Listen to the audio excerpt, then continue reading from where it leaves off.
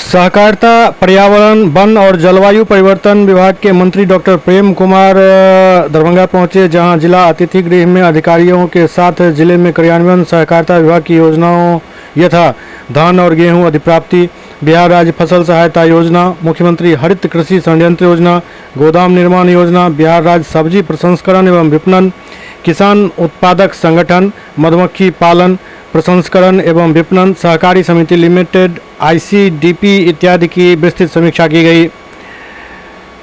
समीक्षा के दौरान मंत्री ने कहा कि धान के समतुल्य सीएमआर के विरुद्ध 14,587 मीट्रिक टन राज्य खाद्य निगम दरभंगा को अब तक आपूर्ति की जा चुकी है। साथ ही शेष सीएमआर की आपूर्ति की जा रही है।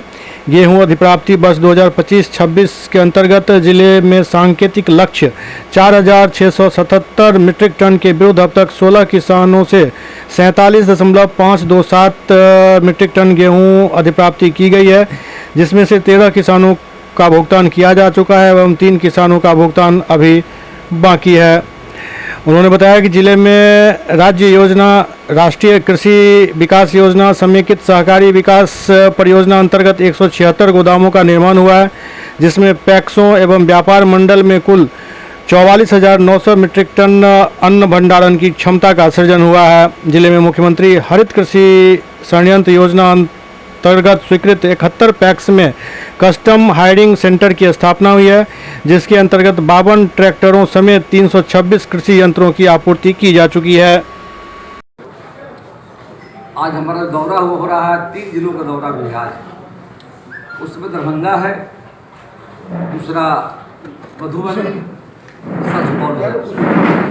और दौरे का जो मेन महत्व पाठ है, देश के लोग माननीय प्रधानमंत्री नरेंद्र भाई मोदी का आगमन हो रहा है मिथिला की धरती पर जाकर। भारतीय जनता पार्टी के सभी नेता हमारे प्रदेश अध्यक्ष जी के नेतृत्व में, डिप्टी सीएम नेतृत्व में लगे हुए जाकर के हैं, जिला इकाई लगी हुई जाकर के है। तो हमें भी जिम्मेदारी दी गई एक और आपका भी भ्रमण हो जाए, उसी कड़ी में और बहुत अच्छी तैयारी पार्टी हमारे जिला अध्यक्ष जी का नेतृत्व में पूरा एनडीए गठबंधन के लोग मिलकर के इस तरह भागलपुर में 24 तारीख को भव्य जो कार्यक्रम हुआ था, उससे बड़ा रैली होने जा रहा है। और आने वाले समय में इस मिथिला की धरती जाकर के है, इसका हम नमन करते हैं जाकर के। और माननीय प्रधानमंत्री जब आएंगे तो निश्चित तौर पर मिथिला में सौगातों के बरसात हो जाए। हम जब सरकार में रहे हैं, अटल जी की सरकार जब थी, मिथिला मैथिली भाषा को हम लोगों ने संविधान के 8 सूची में शामिल करने का काम किया था। और हाल में जब अटल जी की सरकार थी तो बिहार में एक कैंप खुला था पटना, सुषमा स्वराज मंत्री हुआ करते थे, और दूसरा जो भी आया है दरभंगा में आया था, और यहाँ का एयरपोर्ट बंद पड़ा हुआ था। हम सरकार में जब आए हैं चालू किया गया है, और राज्य के अन्य जगहों पर जो एयरपोर्ट बंद पड़े हुए थे, पूर्णिया, बेहटा में नया एयरपोर्ट बन रहा है, गया में एयरपोर्ट का विस्तार किया जा रहा है। पूरे राज्य में विकास का माहौल बना जाता है। और बिहार में डबल की सरकार है, और यह सरकार माननीय प्रधानमंत्री जी का मंत्र है, सबका साथ, सबका विकास, सबका विश्वास और प्रयास के रास्ते पर आज देश वाकई का काम कर रहा है। और मिथिला का पूरी दुनिया में स्थान है। मिथिला का इतिहास काफ़ी गौरवशाली रहा है। आज मिथिला पेंटिंग को ले ली, हम जहाँ भी जाते हैं तो काफ़ी प्रशंसा होती जाती है, देश के अंदर में हो, देश के बाहर भी दी जाती है। यहाँ का मखाना हमारे केंद्र की सरकार ने, माननीय मोदी जी ने मखाना बोर्ड बनाने का काम किया। आने वाले समय में उत्तर बिहार के दरभंगा, मधुबनी, सीतामढ़ी, पूर्णिया, अररिया, कटिहार, ऐसे कई जिले हैं। और मैं देख रहा हूँ कि बिहार ही पहला राज्य है जब पूरे देश का उत्पादन केंद्र बिहार हमारा है, और 95% अधिक उत्पादन में होता है। थोड़ा सा बंगाल में होता है और कहीं नहीं होता है। एक बड़ा बाजार जाकर काफ़ी डिमांड है, जाकर दिशा में भी सरकार काम कर रही है। तो आने वाले समय में मिथिला काफ़ी मिथिला का प्रमुख विकास हुआ है, आगे भी होगा।